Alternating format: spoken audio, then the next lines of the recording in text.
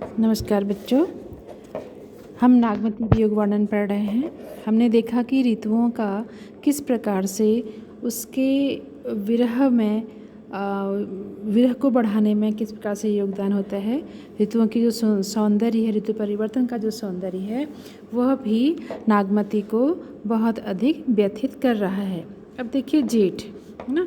जेठ जरे जग चलें लुआरा, उठहि बवंडर परहि अंगारा, बिरह गाज हनु वंत होई जागा, लंका दाहि करें तनु लागा, चारिहु पवन झकोरें आगी, लंका दाहि पलंका लागी, दही भई साम नदी कालंदी, विरह का आगे कठिन अति मंदी, उठें आगे ओ आवे आंधी, नैद न सूझ मरो दुख बांधी,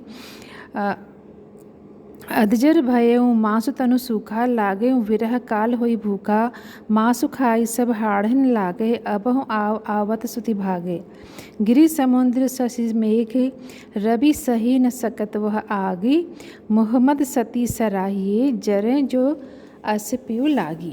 अब लुआरा मने लू, गाजी मने गरज कर, चारिहु पवन मने चारों ओर वायु, पलंका मने पलंग, है ना। आठी बांधी मने ऐठम। अब कहती हैं जेठ जरे जग चलें लुआरा। जेठ में सूर्य की गर्मी से सारा संसार जलने लगा है। उठे ही बवंडर, और बवंडर उठ रहे हैं और अंगार बरसने लगे हैं। बवंडर पर ही अंगारा, है ना। इस प्रकार से बवंडर उठ रहे हैं कि ऐसा लगता है जैसे अंगारे बरस रहे हैं, क्योंकि जेठ के महीने में बहुत ज़्यादा गर्मी हो जाती है, लू चलती है और बवंडर उठते हैं और जैसा लगता है जैसे अंगार बरसने लगे हैं। विरह गरज कर हनुमान की तरह जागा और शरीर में लंका दहन करने लगे। अब यह अवस्था भी उसको, उसके विरह को और भी अधिक उद्दीप्त करती हैं। कहती हैं विरह गाजी हनुवत हो जागा, विरह गरज कर हनुमान की तरह जागा और शरीर में लंका दहन करने लगा। तात्पर्य है कि विरह में वियोगिनी इस प्रकार से जलने लगी जिस प्रकार से हनुमान ने लंका को जलाया था। तो एक तो बाहर तो अग्नि है ही, और उसके अंदर की जो विरह की जो अग्नि है वो उसको पूरी तरह से जला दे रही है। तो वो कल्पना करती है, कवि कल्पना करता है कि जिस प्रकार से हनुमान ने लंका को जला दिया था, उसी प्रकार से नागमती को उसका विरह भी जला रहा है। चार ही पवन झकोरे आगे, लंका दाही पवन लागे।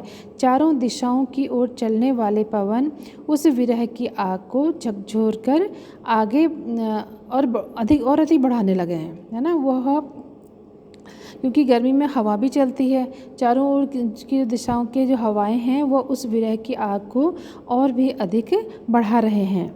लंका दाही पलंका, और वो लंका की जो अग्नि है, वो अग्नि जो बढ़ के इतनी ज़्यादा हो गई है, वो उसके पलंग को भी जला रही है। पलंग में भी वो अग्नि लग गई, अर्थात वो पलंग भी उसको अब दुखदाई बन गया। अपने शैया भी वो सोना भी नहीं चाहती पलंग पर, क्योंकि वह भी उसको बड़ी ही दुखदाई प्रतीत होने लगी है। दही बहई साम नदी कालंदी, बिरह ज आगे अठी मंदी। अब कह रही है कि वह बाला प्रीतम के वियोग में जलकर यमुना नदी की भांति काली पड़ गई। जिस प्रकार से यमुना नदी जो है वह काली है, यमुना का पानी काला है, तो कह रही है कि वह भी अपने प्रीतम के वियोग में नागमती भी यमुना नदी के समान काली पड़ गई है।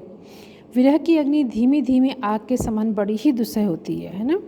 तो कह रही है यह विरह की आग कठिन अति मंदी, जो विरह की अग्नि के धीरे धीरे सुलगाती है, एक साथ नहीं जलाती है, बल्कि धीरे धीरे सुलगा कर यह जलाती तो बड़ी ही कष्टकारक होती है, बड़ी ही यह दुस्सह होती है। उठी आगे सो आवे आंधी, नैद न सूझ मरो दुख बांधी।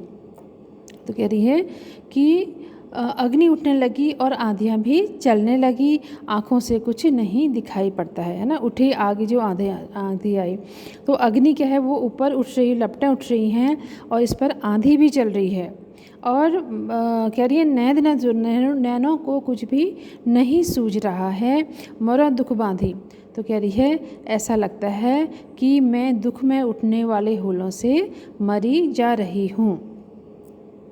अधजर भई मांसु तनु सूखा, मैं विरह में जलकर अधजली हो गई हूँ, लागे हूँ विरह काल सोई भूखा।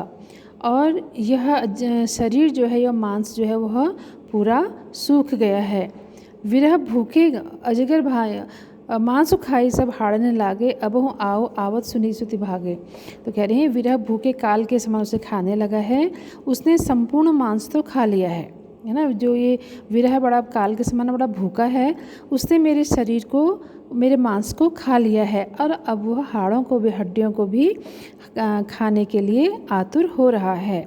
अबहु आओ आवत सुति भागे। हे प्रियतम, तुम अब तो आ जाओ, अब तुम आओगे, तुम्हारा आना आवत सुति भागे, है ना। तुम्हारे आने को सुनकर ही, संदेश को सुनते ही यह विरह भाग जाएगा। गिरि समुद्र शशि मेघ रवि सही न सकित जैसी कहते हैं कि पर्वत, समुद्र, चंद्रमा और बादल और सूर्य इस अग्नि की तपन को नहीं सहन कर सकते हैं। इस अग्नि जो है, अग्नि को सहन नहीं कर सकता, कोई सहन नहीं कर सकता है। मोहम्मद सती सराहिए जरे जो अस्पियु लागी। मोहम्मद जैसी कहते हैं, यह सती धन्य है, जरे जो अस्पियु लागी। यह प्रीतम के लिए इस प्रकार विरहाग्नि में जल रही है। कोई भी इस अग्नि को सहन नहीं कर सकता, लेकिन यह विरहिणी जो है इस अग्नि को सहन कर रही है। तो इस प्रकार से जो ये जेठ की ऋतु है, इसमें इतनी अधिक गर्मी है, तो यह गर्मी जो है उसके विरह को और भी अधिक तप्त कर रही है, क्योंकि उसके अंदर से तो पहले से ही गर्मी विरह की, विरहाग्नि में वो जल रही है, और बाहर की जो गर्मी है वह गर्मी भी उसको और भी संतप्त कर रही है। यहाँ पर इसमें विरह जागा में इसमें उपमा अलंकार है। विरह में काल का आरोप किया गया होने से रूपक अलंकार भी है ना।